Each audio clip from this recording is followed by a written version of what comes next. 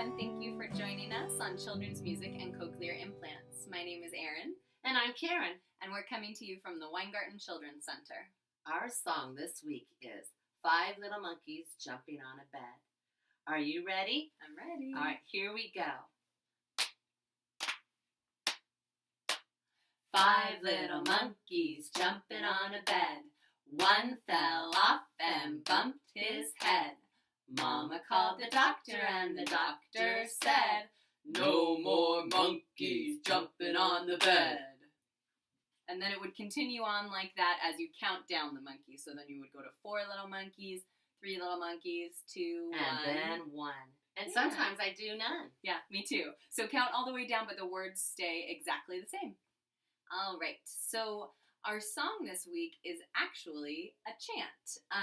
So our tip this week is going to be to think about keeping your chanting really rhythmic. So what we consider a chant is something that doesn't really have a melody. You're sort of speaking to a really clear rhythm. So if you notice when Karen began, she started patting her lap first. And that's a lovely thing to do when you start a chant, because your child will really hone in on there's a rhythm happening. And then when the words come in, they'll sync up with that rhythm. The reason that we like chants a lot and we encourage you to do them with your child is rhythmicity of language and having an internal sense of rhythm is really linked to literacy. And in a chant, they don't have to spend any energy focusing on the melody. They're really just hearing that beat and figuring out how the language falls into that rhythm pattern. So it's a great thing to have your child listen to.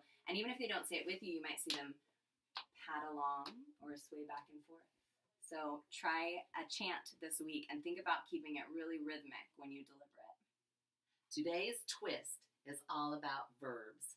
We've talked about verbs before, and this song just works up right along with verbs as far as the monkeys don't have to jump. They could do other things, like 5 little monkeys dancing on the bed, or 5 little monkeys sliding on the bed. Ooh. You could have lots of fun with this. You could have your child do some of the actions.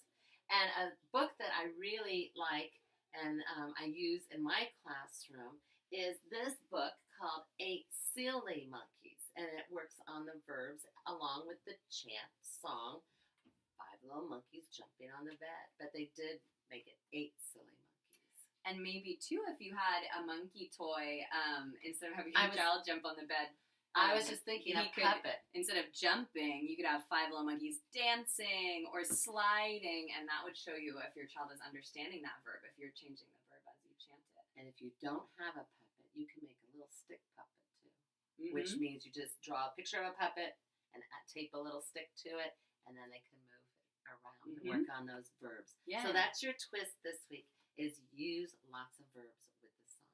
Okay. So it's time for our review. All right, so what's the tip this week? So the tip this week is to use 5 little monkeys to work on rhythmic chanting with your child.